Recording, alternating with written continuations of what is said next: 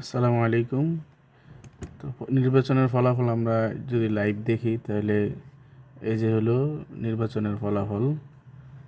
নির্বাচনের দিন ফলাফল জামাতে ইসলামী 16টি, এর মধ্যে এই যে এখানে হলো দেওয়া আছে জামাতে ইসলাম 16টি, বিএনপি 13টি, আর অন্যান্য হয় নাই। এখন কোন আসন থেকে কে পেয়েছে এটা যদি আপনারা জানতে চান তাহলে এই যে চিহ্নিত আসনগুলো এখানে আপনি কাটসার ধরলেই আপনি দেখা যাবে।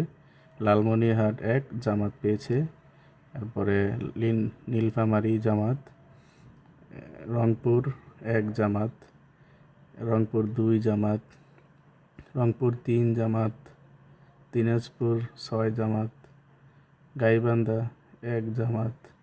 তো এইভাবে এখানে এই যে বরগুড়া 3 বিএনপি, নওগাঁ 6 জামাত, এখানে চাঁপাইনবাবগঞ্জ জামাত, এরপরে কিশোরগঞ্জ 2 বিএনপি, কিশোরগঞ্জ 5 বিএনপি, এখানে সিলেট 6 বিএনপি, এখানে মুন্সিগঞ্জ 1 বিএনপি, ঢাকা 20 বিএনপি, কুষ্টিয়া 1 জামাত, কুষ্টিয়া 2 জামাত, কুষ্টিয়া 3 জামাত, ঝিনাইদহ 1 বিএনপি।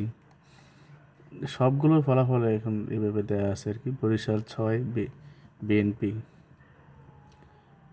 লক্ষ্মীপুর 4 বিএনপি,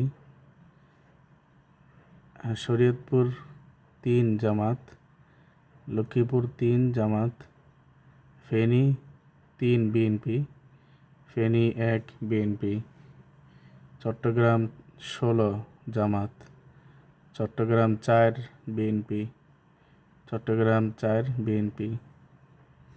তো এগুলো এভাবে লাইভ দেওয়া আছে। আপনারা যারা দেখতে চান ল্যাপটপ থেকে বা ডেস্কটপ থেকে দেখলে সবচেয়ে সুবিধা হবে। মোবাইল থেকেও দেখতে পারবেন, কিন্তু মোবাইলে এইভাবে স্পষ্ট আসবে না আর কি।